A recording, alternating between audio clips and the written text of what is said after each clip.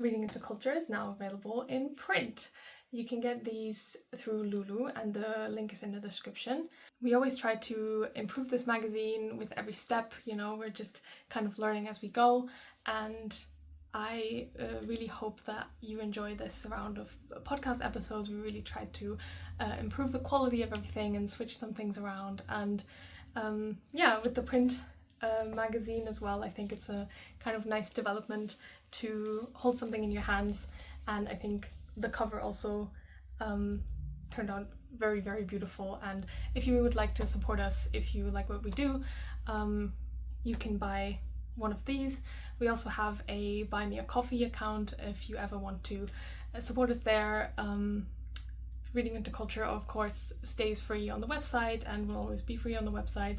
And so, if you would like to support us, then that would be very greatly appreciated. And I really hope you enjoy this issue. Hello, everyone. Welcome back to Reading into Culture. My name's Zara. Hey, I'm Chris. And today we're joined by Vita Tate. Hello, Vita. Hey, Vita. Hi. Thanks for having me. Glad to have you. Yeah, thanks for being here. Would you like to introduce yourself to everyone before we get started? Sure. I am a poet and an essayist from California, and I've I don't know if there's anything else to say other than that.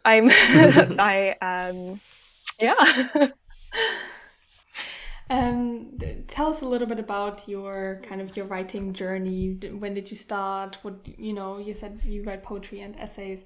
How did they kind of connect for you? What does writing do for you? Just, tell us a little bit about that. Sure. So I've always written. I don't remember a time when I wasn't writing as a very young person. And I began with mostly writing poetry. And when I went to college, I majored in writing and I wrote poetry. And I also was studying other things. My life took a different direction.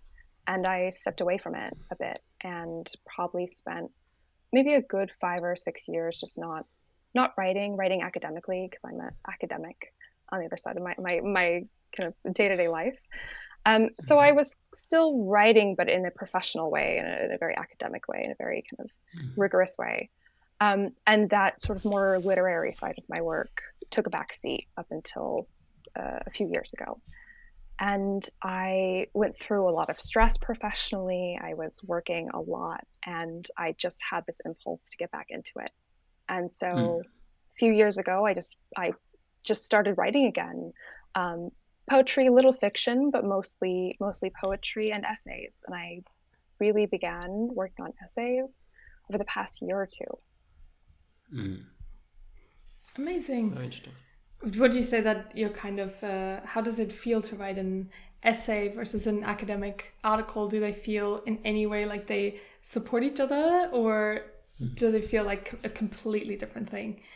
The process is very different. So when you're doing, research, you're starting from a place where you have questions and you're approaching it, you're founding your own work on a set of a hypothesis and various inquiries, and you're looking at a sort of a whole body of scholarship that you're building your own work upon. And when I'm doing my creative writing, it's unbridled. I can do what I want, and I can be in dialogue if I want with interlocutors and have other writers I'm thinking about and in dialogue with. But I also don't have to. So it's a very unbounded process. It's very open-ended. And while my, professional writing is much more contained, and it has to be really grounded in a central point where the essays or the poems can meander a bit.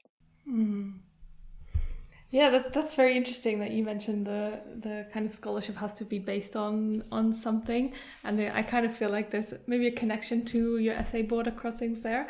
But before we start talking about that, would you like to read it out for us? Sure. Okay. Border crossings. August 2025. On the bus from Annecy to Geneva, my hands fumbled for 3 passports in my backpack. 2 of which belonged to Louis. The Franco-Swiss border came fast, an enfilade of soft edges, an expanding highway, multiplying lanes, national flags, little green posts, traffic cones. The bus glided indefinitely to the right, lane after lane, past checkpoints and parked cars. We slowed but never stopped. And just like that, we were in Switzerland. There were no needs for passports. No one was concerned about us. This is not the experience of crossing the US-Canadian border nor the US-Mexican border, both of which require ID checks and interrogations. Once on a Greyhound from Boston to Montreal, I had to convince the border agent I wasn't going to overstay in Canada. Thanks, but New England winters were brutal enough. These are my insecurities. The border is a monument to fear, both the erector's fear through its enforcement and my own in encountering it. My palms were still sweating as we passed Geneva's city limits. Crossed Geneva's city limits. The heat wave didn't help. Our bus crawled through rush hour traffic. I stretched across Louis' lap to snap a photo of La Plaza's marquee, which read, "What the hell is wrong with the freedom? C'est quoi le problème avec la liberté?" The first statement is a provocation, the second, exasperation. Artist Christian Hobart quoted the marquis's line from Easy Rider. In French, the line loses its biker coolness. In French, it demands an answer. Tell me, what is liberty's failure, and why the fuck do people have such a problem with liberation? English has 2 words for la liberté, liberty and freedom. I wouldn't know how to translate Tissot's French translation back to English without losing the connotations gained through the statement's first linguistic transformation. The trap of living between 2 languages, between 2 cultures, is the translation gap widens the longer you dwell in it, the longer thoughts volley from one language to another and back. I grasp and fail at these nuances in my burdened, footnoteless, spoken translations between English and French-speaking friends and family. I hate playing intermediary. Bilinguality complicates everything, except with Louis. With Louis, the gradations of language swell in the melange of our polyphonic speech. With Louis, life feels incredibly easy and beautiful. Everything is incredibly beautiful. Like me holding Louis' hand on that bus as we arrived at Geneva's Place du Convent, across my knees a copy of The Childlike Life of the Black Tarantula by the Black Tarantula, open to page 7. Sweaty and drained and in clotted mascara and nourished by Kathy Acker, I felt beautiful. Equally sweaty and tired and annoyed by having to now take a train and ready to shower at the airport hotel, Louis was more beautiful than me and certainly more beautiful than anyone else in that bus. Louis is the most beautiful person I know. Louis pauses at the sentence. One day you're going to wake up and realize I'm Quasimodo. Kathy circulated unpublished sections of the childlike life of the Black Tarantula, her first novel, to Eleanor Anton's mailing list for her 100 Boots project. These chapters, riddled with plagiarized passages relating to sex and death, arrived at unsuspecting readers' mailboxes. Kathy pressed against the boundaries of these recipients and her interlocutors. Borders destroy beauty, the beauty of the landscape, of communities, of personhood. Borderlands cleaved in 2 by watchtowers and traffic stops. Louis and I spent 16 consecutive hours in Geneva, one of our longer stints. We usually spend our time in the region with Frontalier family on the French side of Lake Léman. These 16 hours are passed riding in buses and trains and shuttles and fucking in the Nash Airport Hotel. At the Geneva airport, there is an interior non-territorial French border, but passport control is more rigorous than flying domestically. These borders, territorial and representational, seem more porous than those in the US. This porosity is a deception. Border crossings are a confidence game. This is a list of what's necessary. During our layover at Charles de Gaulle, we drank shitty coffee and nibbled shitty sandwich wraps and sat around deleting any texts that mentioned the names of politicians and political theoreticians. We had become fearful by the dozens of stories from friends and friends of friends and colleagues who had problems entering the US in early 2025. I got bored of deleting dozens of dumb texts, frustrated by analyzing every joke I've ever sent in questionable taste. I gave up. Fuck it. Maybe I have no sense of self-preservation. Maybe it's just that those messages are still floating around in the crowd. Data is forever. Bad faith can weaponize anything. Some text threads have gone cold, and there was not much to delete anyway, like with Molly. Over the last few months, the boundary between Molly and me has been steadily eroding in a unilateral, non-consensual kind of way. She got her first tattoo in the same place and in the same shape as my first tattoo. Her email signature is formatted identically to mine. She joined my online writing group. Her work has taken on an antagonistic bite that it hadn't previously possessed. She cried when I wouldn't join a local writing group with her. I'm trying to claw my way out of that pit of enmeshment, but keep chickening out. I'm not this avoidant with anyone else. Enough mind remains in me to want this prison to disappear. I feel like a hypocrite for demanding boundaries. Which boundaries should I enforce? Which ones should I break down? God damn it, women, we need space. I thought it would be better over time, but it's not. Every time I see her tattoo, my anger comes back. I told her before she did it that her choices felt too close to comfort. I'm not a sucker for sisterhood tropes. I'm freaked out, and time isn't fixing this. The awareness of time, prison. I like a firm boundary between self and other. Emotional borders should be hermetic, watertight, no gray space allowed. Slice off your tattoo, and I'll text you back. Kathy tried on many voices, one after another, letting others' words tumble from her mouth. She tried on their lives like a series of masks. Her literary boundaries were porous. Maybe my personal boundaries are firm, but my literary ones aren't. I imprison her so I can become her. The academic in me wants to cite Kathy, wants to pay deference to her ideas. The other part, the thief, couldn't be bothered to write down page numbers in my notes.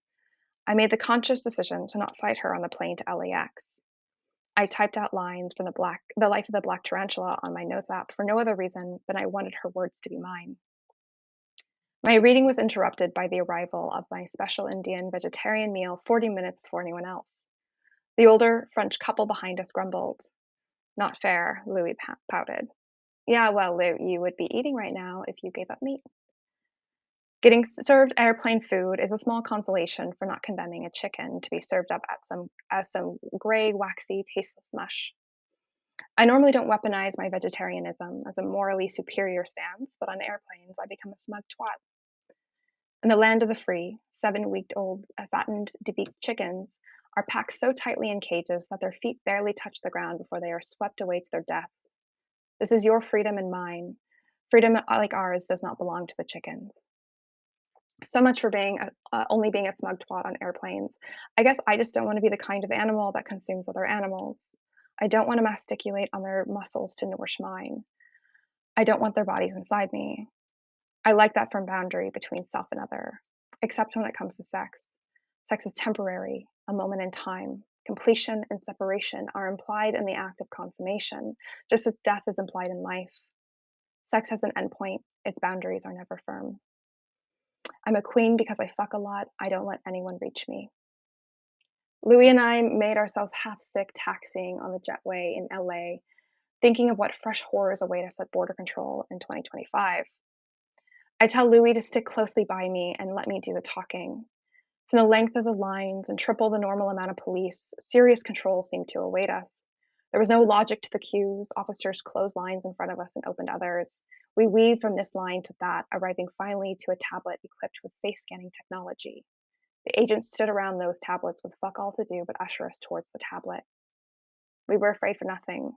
No moody agents. The algorithm thought we were fine. But that's the thing about stoking fear at national borders. The panopticon works. Surveillance doesn't need to be constant to be enforced. Fear is enough for complicity. The border is a place of fear-mongering. What is at the border of myself? What is at the border of others' minds? The thoughts of others are available to me as fragments captured and curated in print.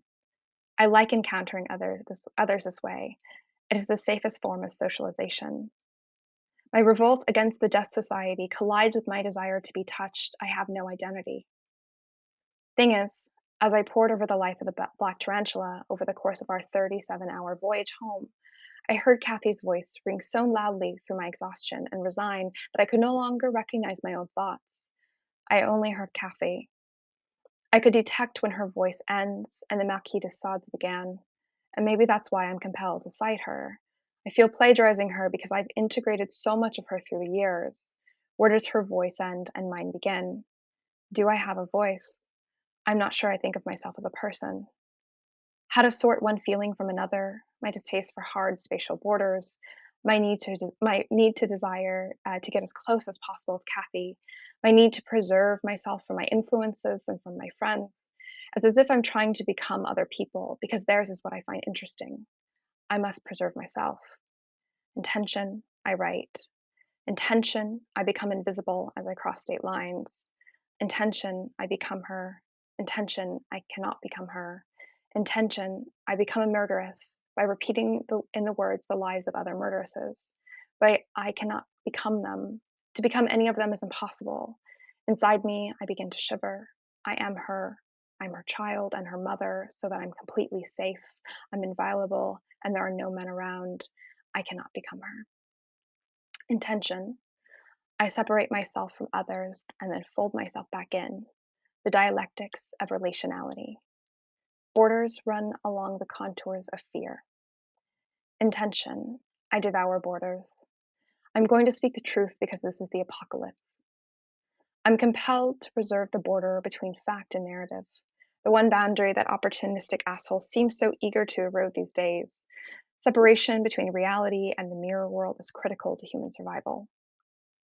I'm compelled to preserve the border between self and other. I'm compelled to devour the border between Kathy and me. Our thoughts merge. I'm a failure. This is a failure, and all I'm causing is my own disintegration. What am I trying to do? My work and my sexuality combine. The tragedy of my life is that I'll never be Kathy Acker. My cunt is my center, my cunt is my center, my cunt is my center. Kick me again in the cunt, please. The tragedy of Kathy Acker is that she could never be those murderers and pornographers that she sublates in her writing. The real tragedy is that she would never be Saab.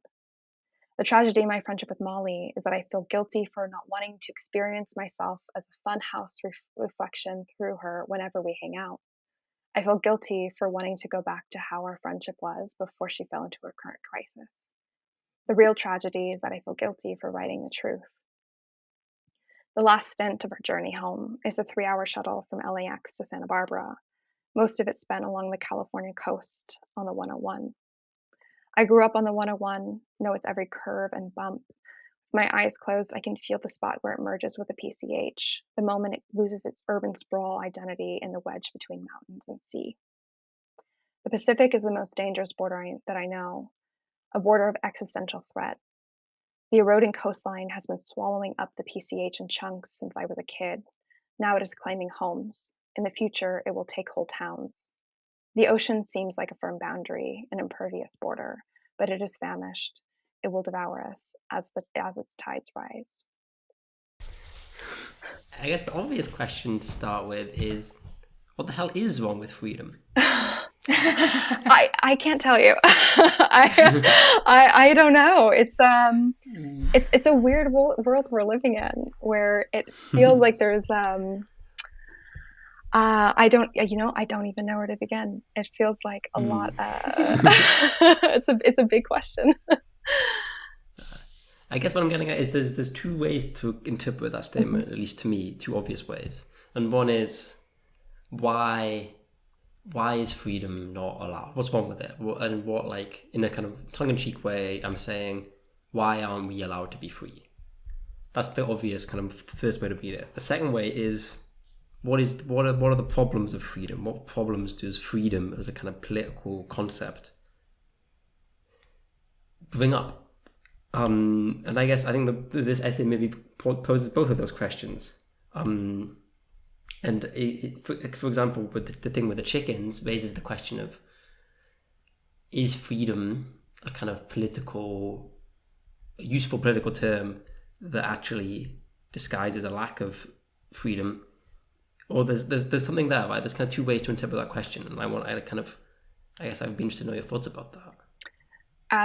It's a really good question, and I feel like in a way, both as a writer and as an academic, a lot of what I'm doing is descriptive and diagnostic, and maybe not necessarily prescriptive. So I think what this essay, what I'm trying to do with this work is point out those moments and those spaces in which you have this, I don't know, this sort of this.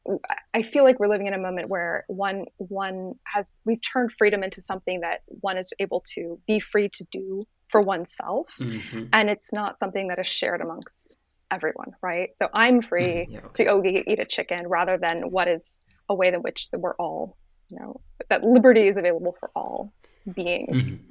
For thinking of the case of the chicken, I don't know what. I guess maybe I don't have that inclination where I'm sitting here going, well, I should be free to eat the chicken. And so for me, I'm trying to understand that, and understand in a way other people who do have that impulse. Because I'm not sure. I'm not sure that's why that's such a problem in the societies in which we're living. Interesting. Yeah, I find it actually, reading it again now that you read it out, it kind of struck me that, borders are, in this literal, way that they exist in the world, presented as something really, really horrible and controlling, and especially the US border is presented as a really, as like the opposite of freedom, really. And I think it has something really interesting, and the whole essay is brought onto a whole new level by the relationship with Molly.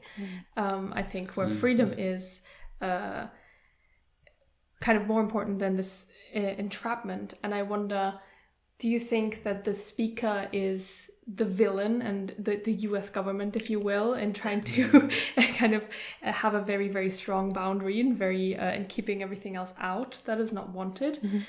Or is it an understandable kind of, does it make the borders itself maybe more a more positive thing, because it kind of does keep your freedom from entrapment with another that isn't wanted away? Like, how do you kind of view this? Because you do draw a kind of a correlation between the two. Yeah, I mean, there's a lot of different borders that are happening here, and I think with these interpersonal borders, part of it is trying to understand. We inherently categorize things, right? We do that. We categorize, the border between different things in our lives, different people. We kind of have these ways that we articulate and categorize things. But when we get to those gray spaces where people start, when think interpersonally, coming into our space, really maybe pushing intimacy in a way that's very uncomfortable, that's where we get thrown into the space of really of just dysregulation, confusion. It can feel so uncomfortable.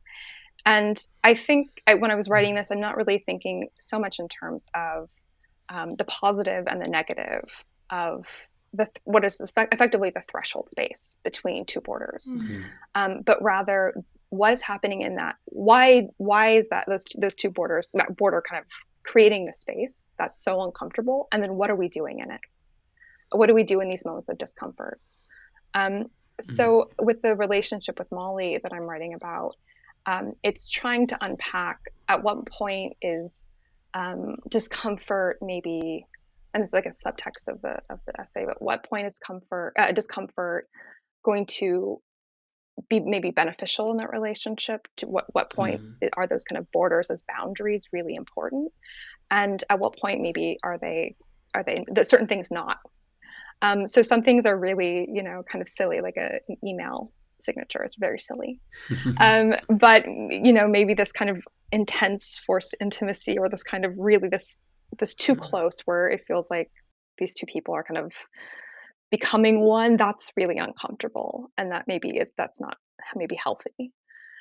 So yeah, it's about kind of feeling out that gray space. Yeah, it's also kind of about, it seems to be about kind of sameness and difference. There has to be a border between Canada and the US because they're not the same country, and they're different places.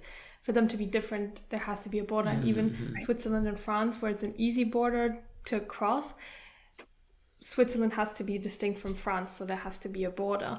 And the same way that the speaker has to be separate from Molly, and so there has to be a border. And because this border isn't really recognized by Molly, it seems like there is where the border is lost, the difference is lost. Right.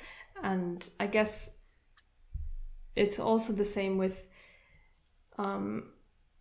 Kathy and the writing, and maybe I'm moving through these too quickly, but that's probably the main, apart from the main other border that isn't physical, that now this speaker wants to kind of get rid of almost, and wants to be, I want her to be me, and she wants to be these other people. And yeah, what do you think about that?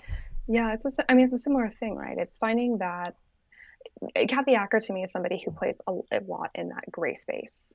She uses that plagiarism, but it's very intentional. She's not plagiarizing because she doesn't have, original ideas. She's brilliant. She's using it as a statement as a writer, and dwelling in that gray space, space, and really bringing in those other voices and putting them into her own mouth as a writer. And she, in her writing, she doesn't cite them. It's just the text becomes sublated into her own work. But in doing that, she's creating something very, very interesting. So, as an academic, to do that, it's like very, one must properly cite. There's this whole politics of citation. But in this creative work that she's doing, it has a really important function. So that's this kind of other thing. It's not, I'm not trying to moralize at all in this essay. What, the sameness, difference, self, other, what is on either side of the border, but rather figure out where that nuance and where Kathy was working there.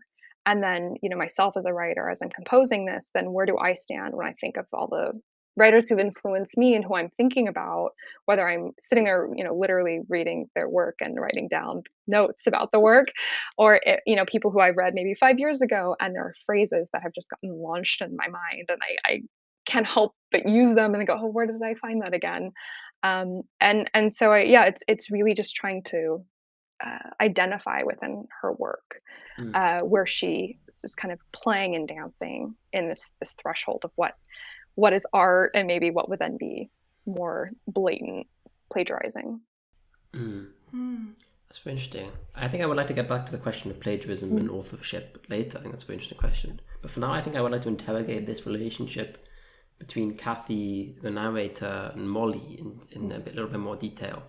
So it kind of strikes me that the way you just described your relationship with Kathy Acker, perhaps Molly would describe that as her relationship with the narrator of this piece, as a kind of an attempt to copy and internalize that voice and be inspired by it. And it's this kind of question, I don't know, it strikes me there's Acker, who's kind of trying to embody all these disparate writers. There's the narrator who's trying to embody Kathy, and then there's Molly who's trying to embody the narrator. And this is this kind of chain of copying or embodiment I find really striking. So these kind of three figures all seem quite intertwined in a way. I don't know what your response would be to that. Yeah. As an idea. No, it's I think it's a really good point. And I think part of it too is how it actually gets acted out, right? That interpersonal relationship looks very different than a textual one. I think when we're writing, you're putting something out in the world in this very, in this particular form that's been curated and is existing outside of the writer, and it has its own life. And so we do expect when we're writing something that it can be picked up somewhere, and it's getting read by a public. It is getting dispersed, and maybe there's another text that's gonna that can talk about it. But when we're having, I think, with an interpersonal relationship with people in our lives, we know we have effect on people. We know we're influencing people, but I think when it gets mirrored back in a maybe more blatantly, it seems a little different than a text. And so that's the other side of it, is how does one navigate that of and because it's much more delicate, it's more spontaneous, and it affects the relationship going forward. It's not just a piece of paper or something you read online that is isolated and living in its own world. It's very interesting. I agree. Is there a sense that so Zara, you commented earlier that the border kind of creates difference. Mm-hmm. The border creates the difference between, it doesn't reflect the difference between the United States and Canada, it creates that difference. I think that was the point you were trying to make. Yeah. And do you think maybe it's not the border between the narrator and Molly is so important, because if that border were to be eroded, then the kind of the self of the narrator would also be eroded, because there's not a kind of intrinsic difference there. The border kind of creates that difference. I don't know, is there something there maybe? I don't know, I'm kind of just saying my thoughts, I apologize. No, no, it's great. No, I do. I think, that makes a lot of sense to me. And I think that, I think this question of, sameness and difference and where a border gets erected is the question. It's about the site, the context, the history.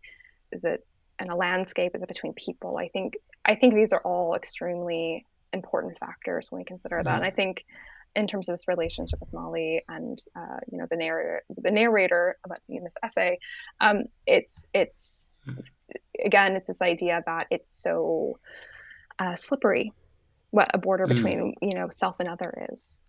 That feels very different than something that is tangible, physical in the world. Do you think there is in Kathy Acker's failure to be someone else and in the speaker's failure to be Kathy, do you think there is some sort of empathy for Molly? Because it seems quite harsh on Molly. The narrator is quite harsh on Molly, and if I was Molly, I would be very offended. But do you think that this kind of, in the end, the failure kind of creates empathy in the reader for Molly? Yeah, I think so, and I think it's a little bit. I also think, again, moving away from this idea of like failure as something negative. I think failure is something really productive, and that's where things that's like a Jack Habersham and like Chris Kraus sort of idea, right? The kind of the failure is where that the art happens, where experience happens, where growth happens, and that's where really interesting things are. So I think with the end of this piece, looking at the failure to embody somebody else, that's kind of that's a normal human thing. We shouldn't become somebody else. We should, we're influenced, but that's the space of the growth happening. And I think it opens up this a very empathetic lens towards Molly in this piece. Yeah, I find that interesting. This the failure to become someone else. It seems like the only place where this kind of this dissolution of borders is possible is in the relationship with Louis, and in first of all in a sexual relationship, but also in a kind of seemingly a shared language or languages, and I found it very fascinating that where the essay says Louis was more beautiful than me and certainly more beautiful than anyone else in that bus. Louis is the most beautiful person I know. Louis pauses at the sentence. One day you're going to wake up and realize I'm Quasimodo. It's obviously humorous, but it's also deeply unsettling the kind of the foundation of the text, which is that Louis is right there with us reading this text and commenting on it within the text. And Louis kind of infiltrates the boundaries of the text and basically as it's happening is commenting on it. And what do you think that does to the text, that there's kind of a meta-ness to it when it comes to Louis, this only relationship that seems like or not only, but like the relationship that seems to have the most success in its boundarylessness? Yeah, I think there's a couple things there. One, the first thing is the boundarylessness. I think this this kind of gets back to this question of, right, the intimacy and vulnerability and how close these are such shifting sort of boundaries that we have with people in our lives. And so with, between, the narrator and Louis, it's this idea that that vulnerability is possible and that intimacy is possible.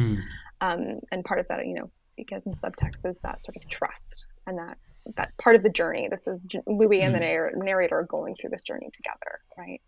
And he's even present in that meta level, which is the other thing you're bringing up. And I think with that, the metafiction that's happening in that approach of breaking the fourth wall and having him with the reader commenting on the text, that's also a way of breaking that border between reader, between audience and writer, and what a contained piece of text should do.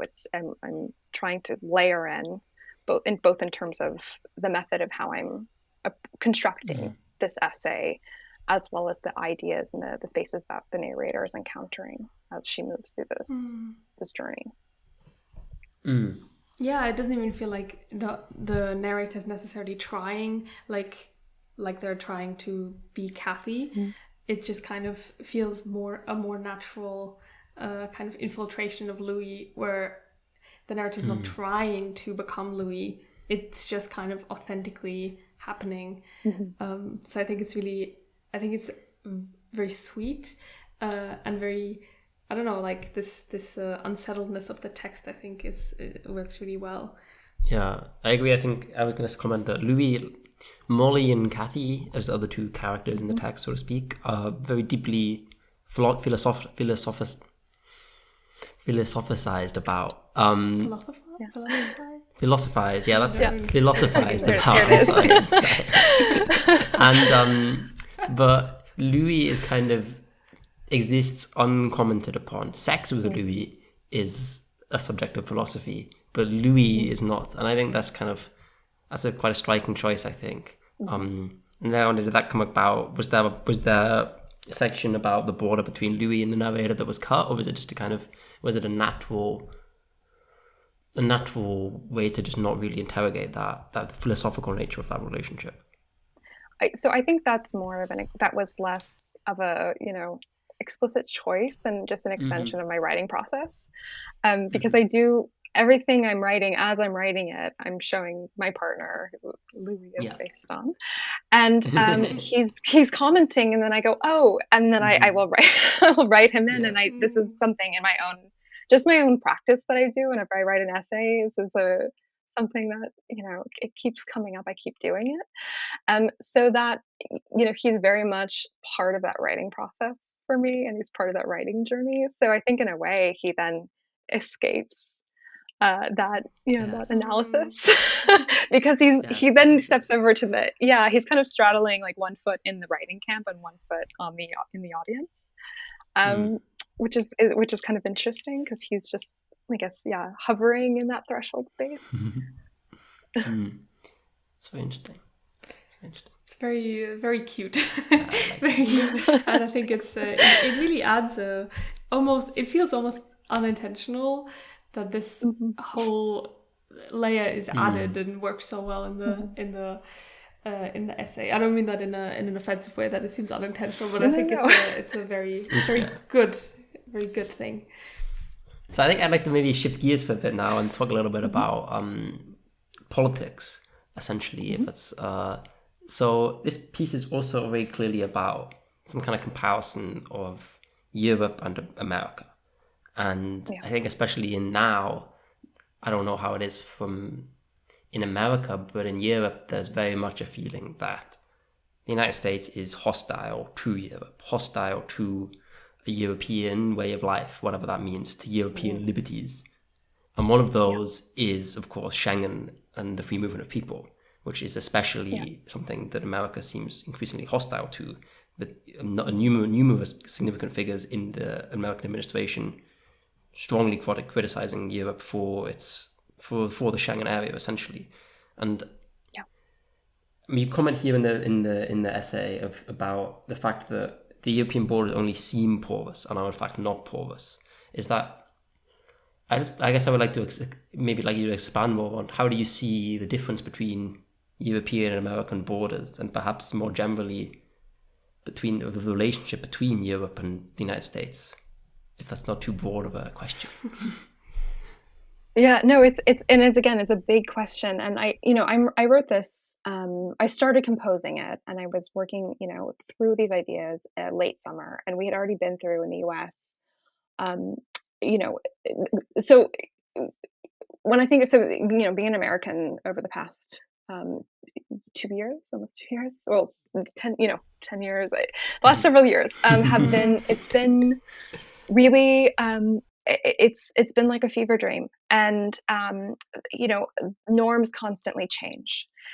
So when I'm thinking about the border of the state and the border that articulates inside the US versus outside the US, that's changed dramatically over the last 2 years, where we've had ICE come into our cities and take people off the streets, right? I mean, this is the reality. So this idea of a border is really porous when you're, in the middle of the country, and ICE is coming in, right? That's not just happening at the border, that's happening everywhere in neighborhoods and communities. So this idea of the porosity of what we consider the state border is really fundamental to this, because as I'm writing this, as I was writing this, and working through some of these ideas, that was everywhere on the news, and we were, even though my partner is European, and I lived here, in Europe for years, and we've gone back and forth for years, and everything has felt very different, and what you see as a point of contact with the state and what becomes a border, that has really shifted in the US over the last couple of years. So when I'm saying this border between France and Switzerland is only apparently, porous, I'm thinking about what's happened in the US. Things can change very quickly. And even we think of Brexit, the traveling between Europe and England has changed a lot in the last 10 years. It's not the same experience.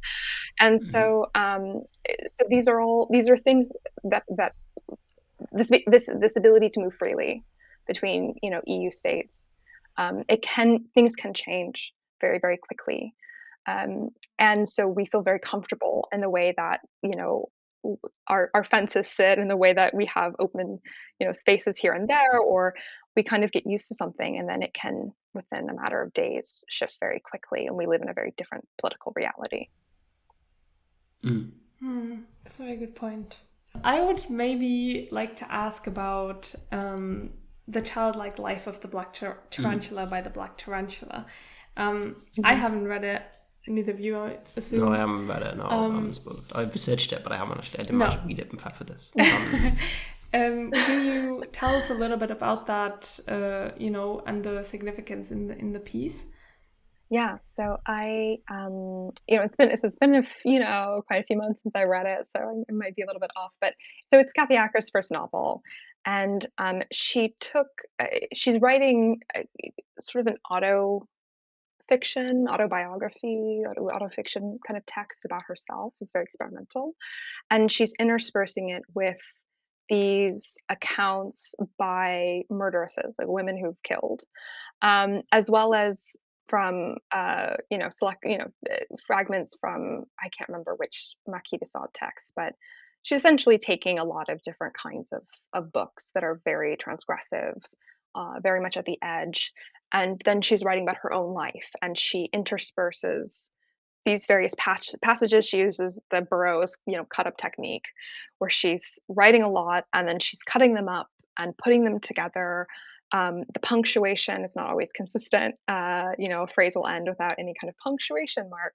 And this very kind of loose, avant-garde, experimental nature is really a key part of the text, and it informs then some of her later novels with which people might be better familiar with, like Empire of the Senseless, or Blood and Guts in High School, where this kind of cut up, where she's combining autobiographical writing with these other texts and putting them in these kind of odd juxtapositions, then that becomes really central in her practice.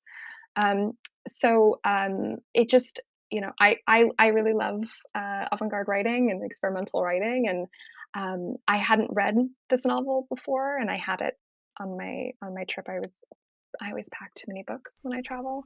My backpack's too heavy, and I, had gone through what I had to read, had to read, and I was ending my journey. I was like, oh, the treat is I'm gonna read Kathy Acker's first novel on this trip.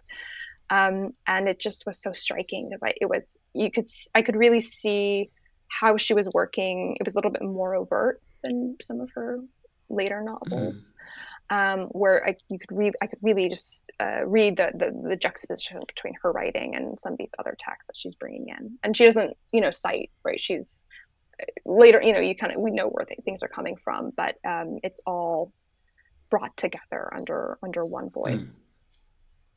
That's very interesting. I think that brings us quite nicely to what I wanted, a conversation of plagiarism and authorship. So I think this essay ends with maybe a wonderful punchline, which is the citation for Kathy Acker. And I wanted to ask you what inspired that decision, because you could have so easily, it would have been so fitting to not cite her. I think it's genius that you did. I think I genuinely laughed when I got to that when I got to the end and I saw the citation. And I just wonder what inspired that decision to cite her, and just generally, what do you think that says, I suppose? Well, it says I'm an academic at heart, and I'm going to cite what I write about, even though I'm not going to put quotations in the page. Even just not putting page numbers, made me itch a little bit. I was like, oh no, is this okay? It's so drilled, so drilled into my head.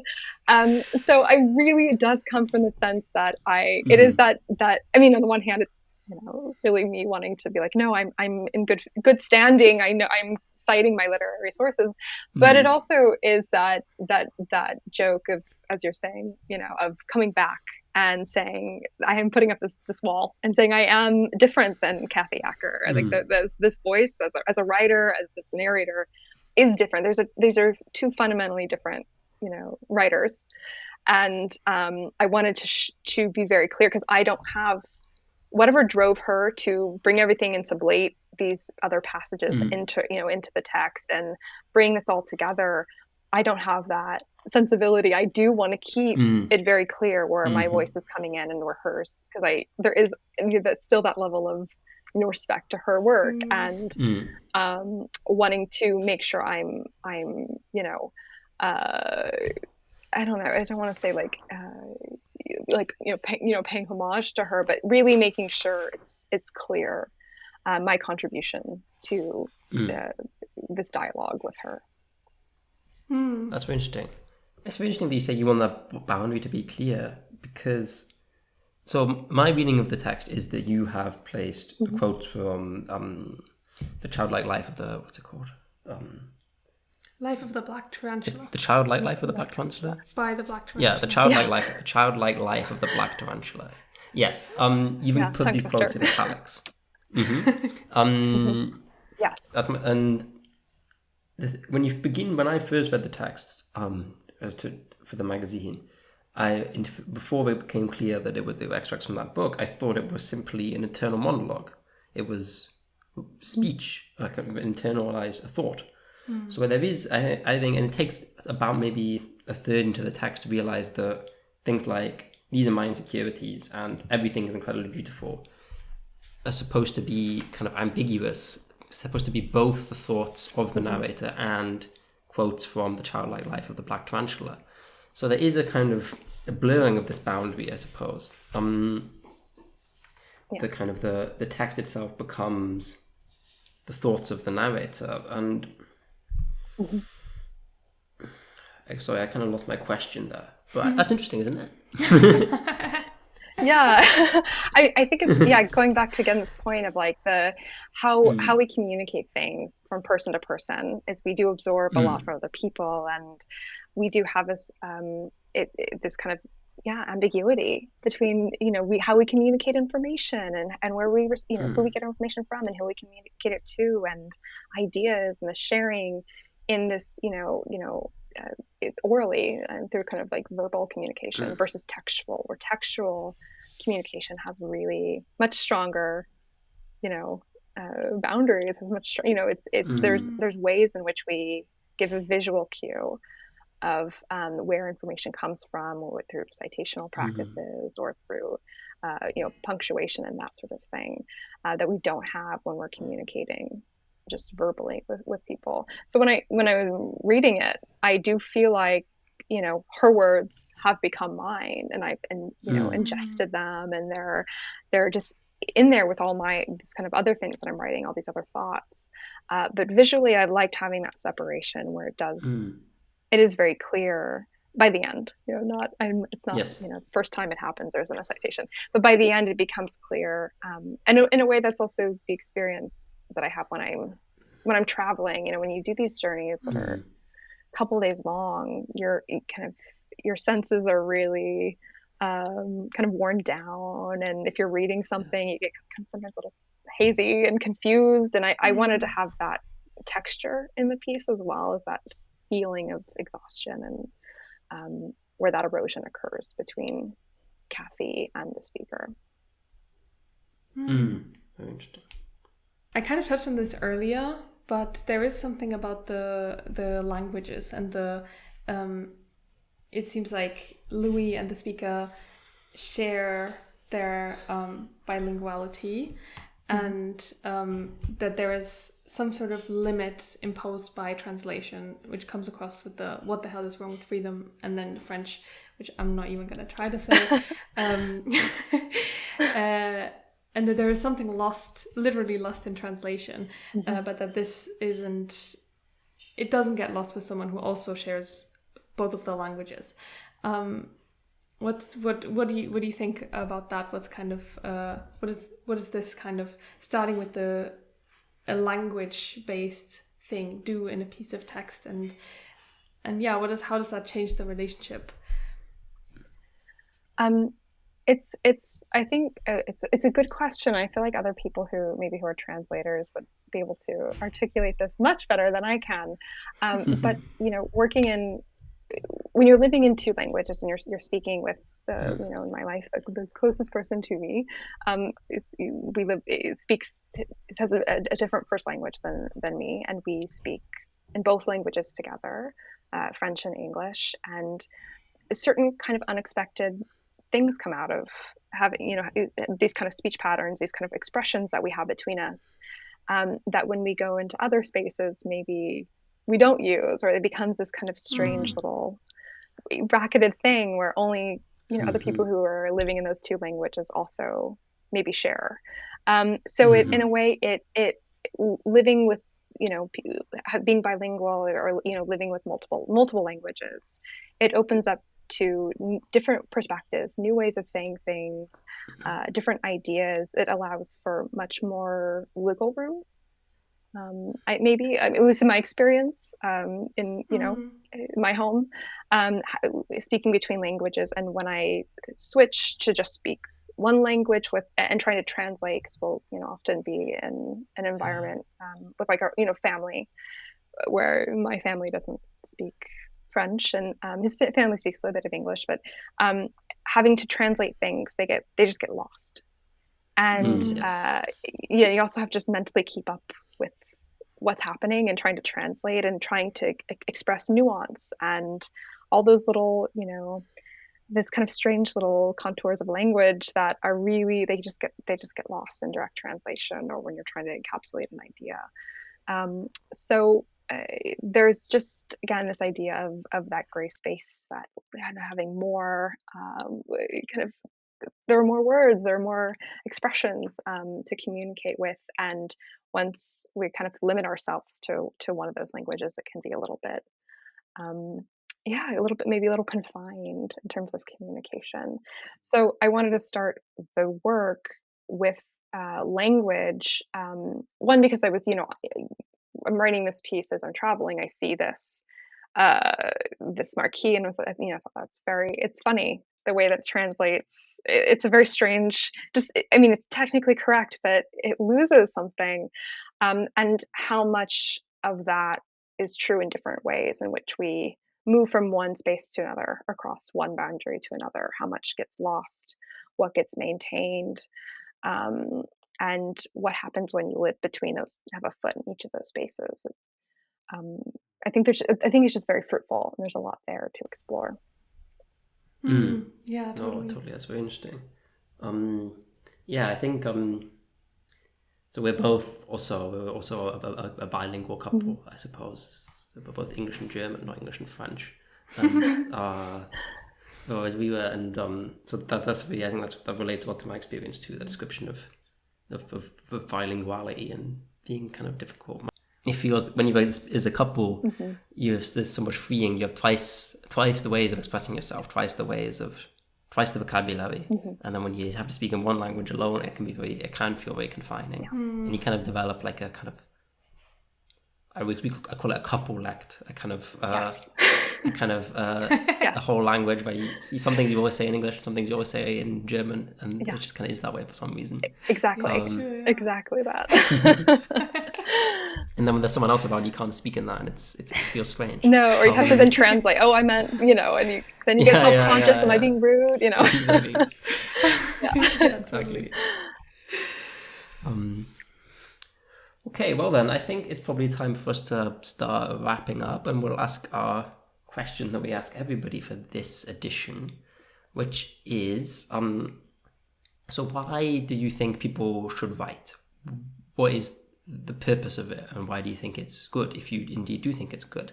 And feel free to be as broad or as narrow, or interpret that question any way you want. It's deliberately open. I do think it's good. I think it's, I will say, firmly say, I think writing is a good thing. I think any mode of communication is critical. Whether it's, speaking multiple languages, any kinds of, visual expressions, any kind of art forms, whether it is, painting or crochet. I think any way that one can put ideas and out in the world, whatever kind of form that is, and find multiple different ways of expressing oneself. And I don't know, that feels so central to the human experience. And we go back to this question of what is freedom. I do think having as many ways of expressing oneself, whether it's writing or any kind of visual or performative arts or spatial arts, or multi languages, and having as many ways as possible to expressing ideas and feelings and experiences and communicating is, I don't know, that's I can't imagine living a life without it. And I think there's also too something special about writing, that I think writing is really particular in the way that it's very virtual as well. That a lot of art forms are, a lot of communication is, but writing in particular can be experienced across time and place. So you're in Berlin, and I'm currently recording this from France, but so you were in Berlin reading my submission, right? When I was in California, and someone in the future can read this, months, however, down the line. So I think writing has it's really, I don't know, kind of lovely in that way, that it has this kind of despatialized, temporalized way about it. Other art forms too, but I think it's critical to human expression, and has a sort of, of course, all writing is ephemeral, but it does have a nice longevity to it that I love. Yeah, that's very true. It's a wonderful answer. It's a wonderful answer. Yeah, writing is powerful. Like is powerful, and in a way that other forms of communication it's a form of communication that's still the most easily transmittable and the most connecting. Yes. I think still. And even in this text, there's the example of the graffiti, which is so striking. That's kind of another example of the kind of power of writing somehow. I don't know. It's a great answer, I think. No, thank you so much, Vita. It's been a really, really great chat. I think there's been a lot of interesting things discussed. Thanks for your wonderful answers. Thanks for giving us so much of your time and energy. I really, really appreciate it. It doesn't go unnoticed. You make this whole thing possible, and that's really special. And to the viewer at home, you're pretty special too. Thanks for watching, and I'll see you next Sunday. And yeah, don't forget to tell a family member about the podcast, and also click on the website and buy the magazine, and write a comment about how good I look. Big fat football. And okay, bye. Bye guys.